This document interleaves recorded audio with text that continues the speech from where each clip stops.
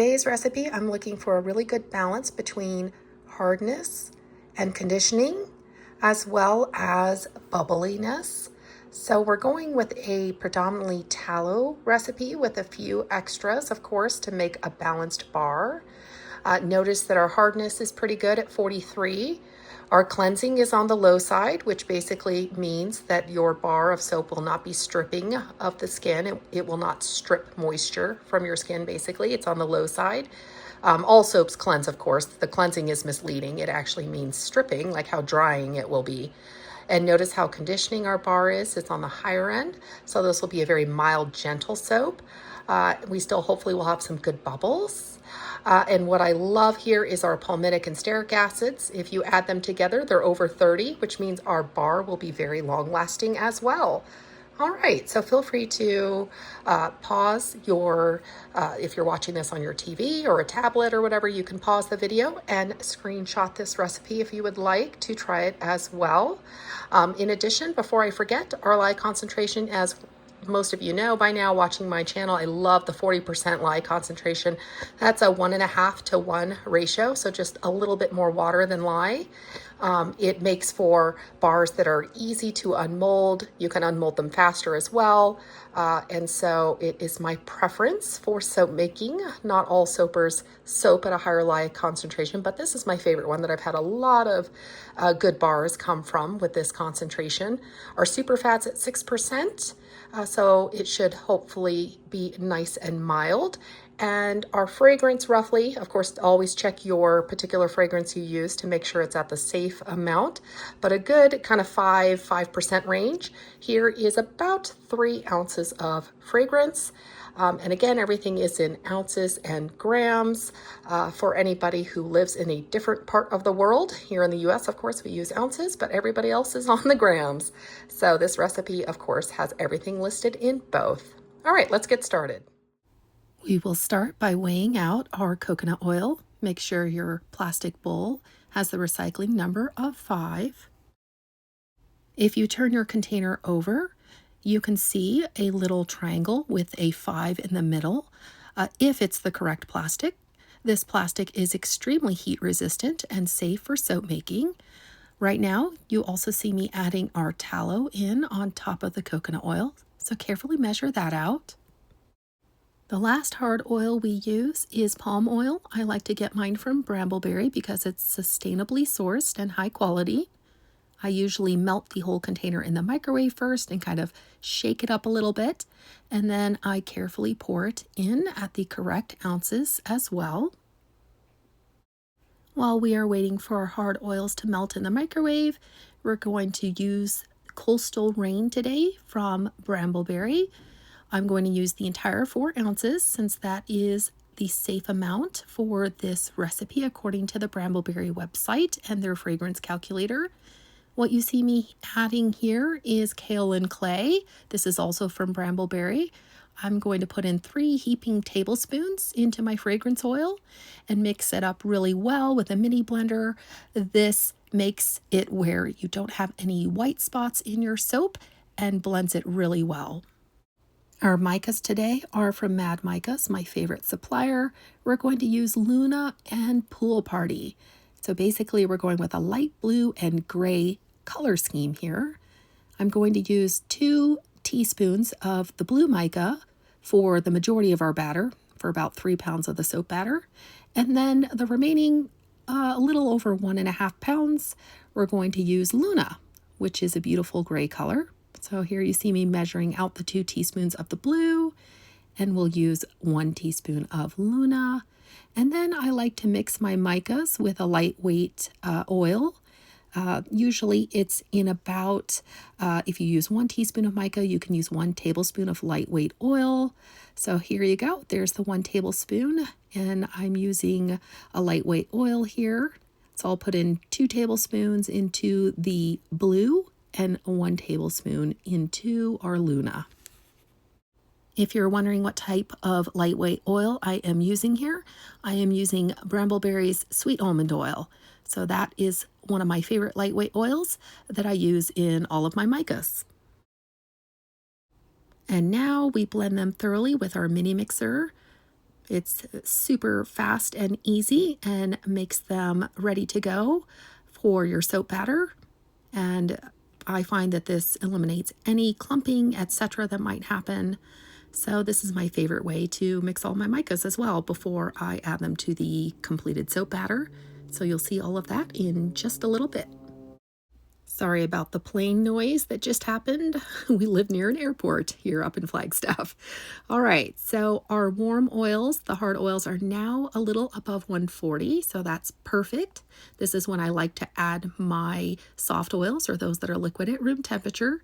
Going in now is olive oil, and if it looks a little cloudy to you, yep, that's correct, because up in Flag, it's cold still. So this oil does separate a little bit when our house drops below 60 degrees, which it typically does when we're not up here every day.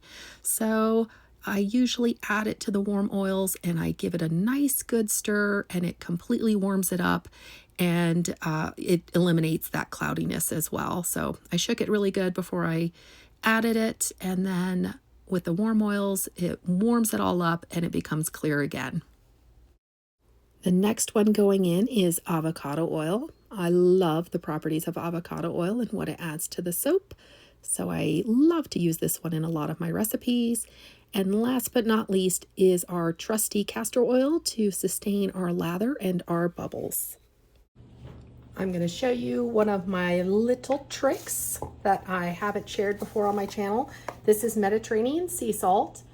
I noticed one time when I was trying to make a soap at my other place in Phoenix, I didn't have any sodium lactate. So I wanted the bars to harden quicker, so I just decided to dump a couple of tablespoons of fine sea salt into the lye water. And at first I was like, oh no, I made a mistake, because the sea salt didn't really dissolve into the lye water, which was kind of surprising to me. But I went ahead and I made the soap anyways, and it turned out, oh my gosh, so amazing. I fell in love. The slip and the silkiness that the salt added, as well as the hardness, was just beyond anything that sodium lactate could bring to the soap. So I actually am going to try this again. And then I'll test the soap, I'll lather test the soap when it's all completed, and let you know if it has that same beautiful, fine, silky, smooth, beautiful slip that added such a wonderful quality to the soap. So yeah, I'm gonna put a few tablespoons of this into my lye water, and we'll see how it turns out. This is a half tablespoon, so I think I'll try putting in 4, so that'll be 2 tablespoons. And we'll see if this brings some wonderful slip and silkiness to our soap. You know what? I might even put 3 tablespoons. So that's 6 1/2 tablespoons. Let's go ahead. Let's do it, right? So if some of you are new to soaping, you may not know that salt has the capacity to cut your lather. So a true salt bar, we have to up the coconut oil tremendously so that it will still lather, because coconut oil is one of those few oils that will lather in the presence of salt. But because I don't want to cut my lather too much, but I still love what salt brings to cold process soap. Believe it or not, salt is incredibly nurturing to our skin. You know, think of like saltwater pools, think of like water softening systems in your home and how that salt cuts the hard water and just makes, you know, basically it's better for our skin. So salt is wonderful, but in high quantities, it cuts the lather. So I have found that doing it this way, you have all those beautiful benefits of the salt, and it doesn't cut the lather because it's in a smaller amount. So that's why I love this little tip, and I hope you will enjoy it too. But yeah, we'll lather test this buddy at the end, and we'll see how it turns out. You know what? That feels pretty good, actually. Maybe some of it is melting into the lye water. Our lye water is still pretty warm. It's a little over 100 degrees, so that might help with melting the salt a little bit.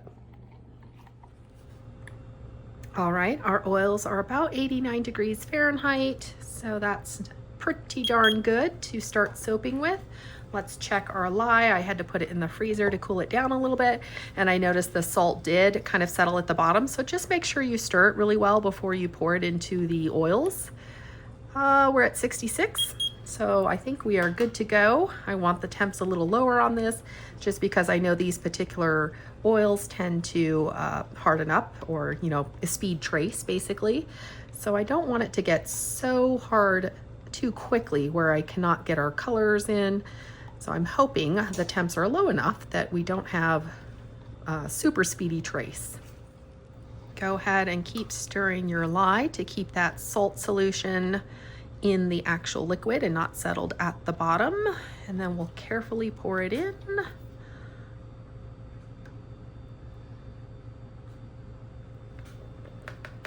Then I'm going to gently kind of hand stir with our spatula just to kind of keep that salt moving so it's not settled at the bottom. And now for our blender. Oops, we splished a little bit out, be careful. Carefully just burp it. We don't want to over blend. Let's give it a little hand stir. Ooh, it's getting nice and thick already. I think I might not even keep blending it. I think we're gonna stop there so I don't over blend. Next, you want to add your fragrance. We're gonna, again, stir by hand to not over blend and speed trace too fast. Let me get this all out. And again, stir by hand. So far, our trace is holding. It's thicker, but not rapidly thickening. So I think we're okay. You never know with soap. Sometimes it surprises you. Ooh, this looks really nice. Ooh, it smells good too. I'm gonna pour about 20 ounces or so into this one. Let's see, or if I can, I might not be, okay, we can. All right, I'll put 24. This will be our gray. I'm gonna do a simple drop swirl. And then the rest will be our blue batter. So basically, when you're adding your mica, you just carefully pour your pre-mixed mica in. I like to give it a good scrapey.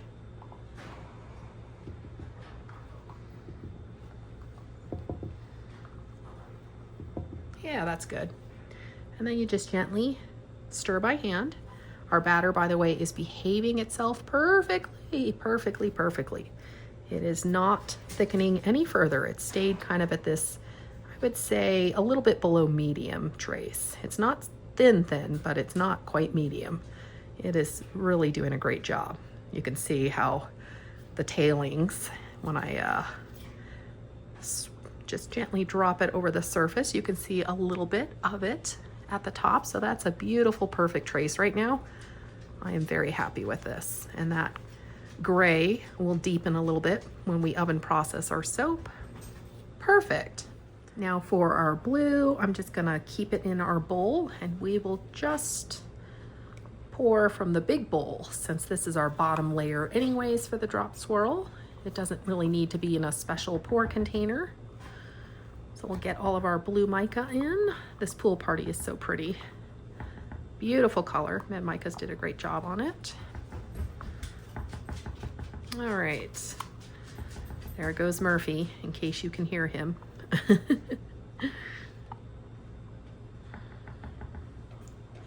All right, we will stir our beautiful blue in.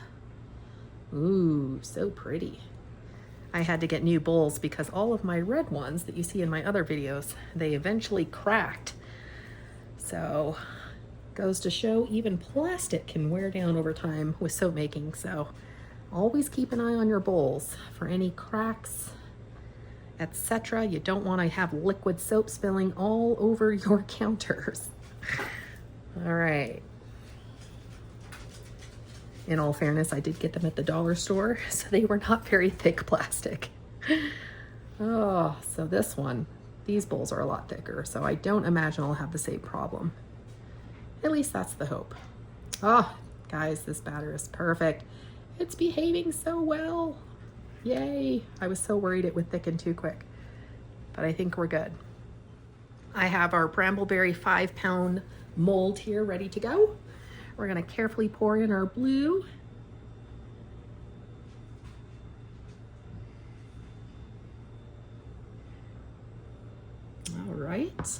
Notice there's some salt in the bottom, and we'll scrape all of that in. To make sure our salty goodness is well distributed, I'll just do a little stirring.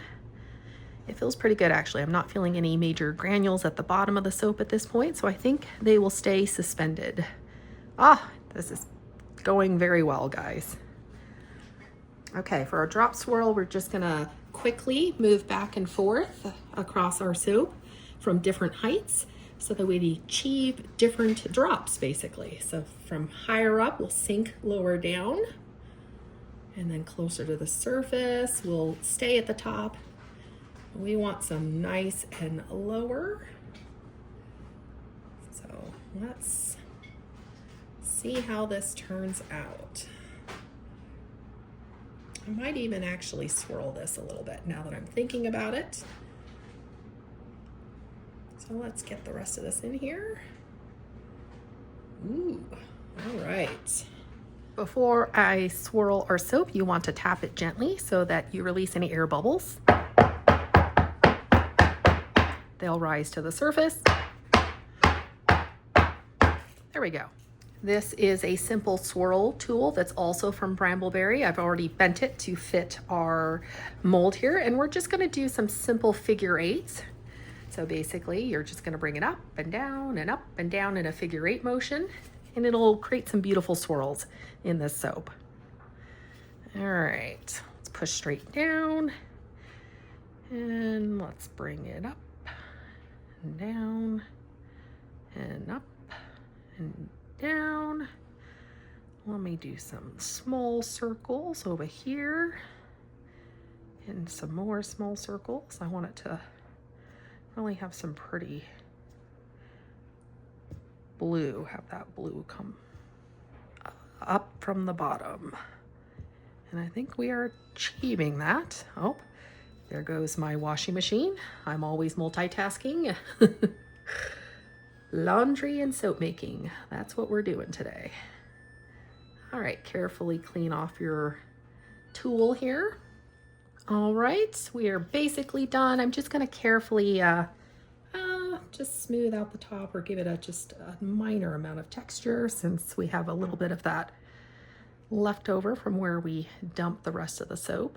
It is a little thicker, guys, but it's still pretty darn fluid, actually. So I'm just gonna do something really simple like that.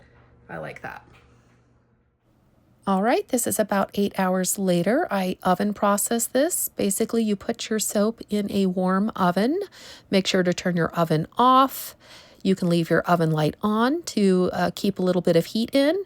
I heated my oven to the lowest setting, which is 170 degrees Fahrenheit. And again, turn it off, pop your soap in, and you can leave it there for several hours.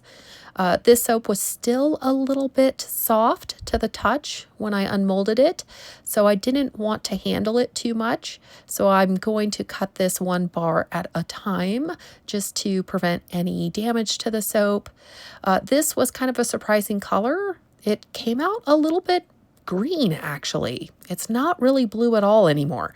It's almost like a seafoam green, I guess, if I were to describe it. So sometimes our soap does surprise us. It could be the fragrance oil might have discolored a little bit if it changed it to a little bit of yellowish in hue, as well as some of the oils, like olive oil, for example, is a lot darker yellows and sometimes greenish in its tint. So sometimes our oils and fragrances can discolor the soap a little bit, but it's okay. It's just cosmetic. So here you see me cutting just one slice at a time to prevent any type of damage from handling the soap. You could see a little bit of the swirl. It didn't show up too much, and that's probably because I didn't really have a huge contrast between the two colors. They were both pretty darn light. And you don't want to wait too long to cut soaps with salt in them, at least salt granules, because it can get actually brittle. Now, this one probably will not get too brittle. In fact, it's actually quite soft because I only used a little bit of soap. But keep in mind, if you do a full salt bar with a high concentration of salt, it will be rock hard to the touch very quickly. And so you don't want to wait too long to cut that type of soap because, again, it will be brittle and crumbly if you wait too long. But this soap, you can see a little bit of the salt granules. It's not too many as far as the salt, so it's okay to wait. I would say for this one, maybe even waiting another 4 hours, say 12 to 16 hours, probably would make this a little bit easier to handle. You might have to play it by ear just because maybe your soap is a little bit different when you try the recipe. But yeah, overall, I'm pleased with this. I can't wait to do the lather test here in just a little bit once the bars harden up a little bit more, and then we'll see how it performs. So stick with me. We will do the lather test here in just a little bit. All right, guys, it's the next morning. I've taken a look, and most of our bars have a partial gel. Notice that the center is actually the pool water color. It's actually blue with the actual gray. You can see the blue and gray, which is the correct colors that we started with. And of course, the salt, you can see the salt as well. That's the little white specks. But the outside that's yellow, that's because of different heating. So the inside of our bars, because we popped them in the oven, gelled and retained more heat than the external part. So the external part, there's uneven heating going on basically. So that's what has occurred. We've had some color changing due to gelling, the impact of gelling. So yeah. But again, cosmetic only. Let me go ahead and test this guy. Let's see how it performs, and I'll be right back with a bowl of water. All right, here's our chosen bar, which will get wet here. Let's get a little bit of a lather. Let's see how this does. All right, so it's got a lovely creamy lather. Not like super copious on the bubbles yet, but that's probably also because this is a very new soap. Keep in mind that soaps that are brand new will not lather as well as those that have the full cure. So that 4 to 6 weeks, right, is curing your soap actually. Yeah, okay, all right. We got lather, but I do like, it does feel, it has that silky feel that I mentioned. So actually good. The bubbles are sustaining themselves. This is good actually. Yeah, and it's brand new. So when it's left to cure for 4 to 6 weeks, it'll have an even better lather. So this is just in the first, like 48 hours basically. So it's not at its prime lathering yet, but it will only get better. So yeah, I think this is a very nice soap. I like the recipe. And if you guys try it, I hope you also like it. Feel free to drop me any comments below if you have any questions. I always look forward to hearing from you guys. And as always, if you haven't subscribed, feel free to hit the like button and subscribe. It helps my channel grow. And I look forward to seeing you guys all in the next soapy video. Take care, everybody.